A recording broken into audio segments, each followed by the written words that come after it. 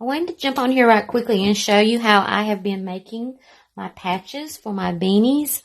If you are in Design Space, which is where I'm working from, because I do have a Cricut Maker, I've already got my initials out. I've already got my initials ready.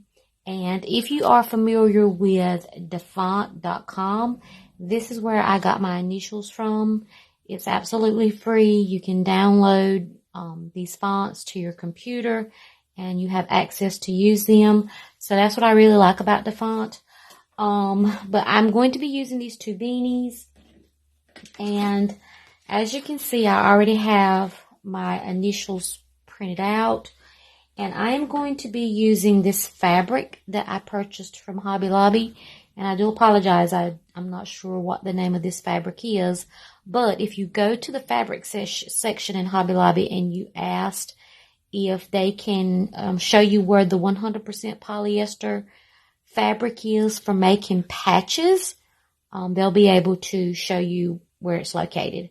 I'm also going to be using this fray check, and this is absolutely wonderful, you guys. I'm going to show it to you again. It's fray check. This is also from Hobby Lobby, and I am going to be using this fabric fusion, which is also from Hobby Lobby as well. And what I will use this for is once I've got this these initials pressed on my piece of fabric, I will take the fabric and then glue it with this fabric fusion and let it dry for about 24 hours and then come back and apply my fray. What this does is it helps the edges from unraveling, and I think it's absolutely wonderful. But stay tuned, and I'm going to get this pressed onto my fabric just for you to take a look at it. I'm going to be using also my mini Cricut heat press. I absolutely love this little press. It's great for little projects like this. So stay tuned. I'll be back in just a few minutes. So I am now taking my mini press and I am going over the actual image and I am pressing it onto my fabric. These mini heat press, they get really hot, you guys.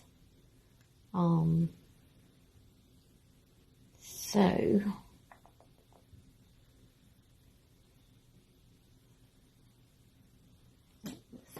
it,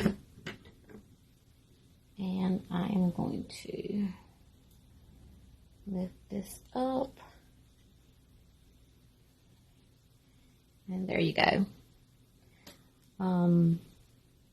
So what I'm going to do now is I'm going to frail the edges, and I'm going to just go in here and start pulling these edges apart to just give it that rough look.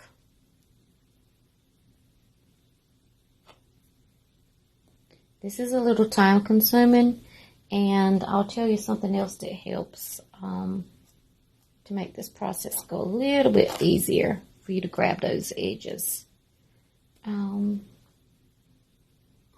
use my little gadget here that I use for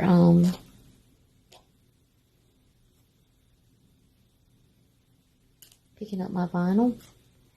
And as you can tell, the edges are frailing a little bit, and that's what gives it the patch look once you get it on your beanie.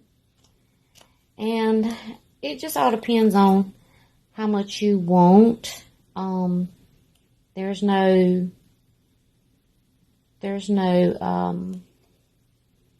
right or wrong amount to how much you want hanging out, or you know what I'm saying, being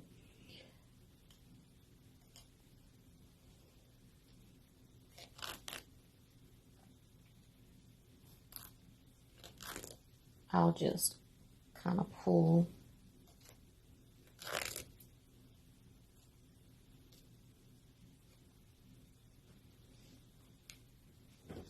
You have to be careful so that you don't tear it.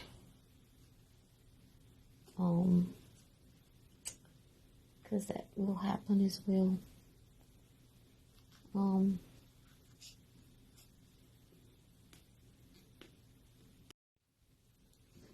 Alright, you guys, so I have my beanie.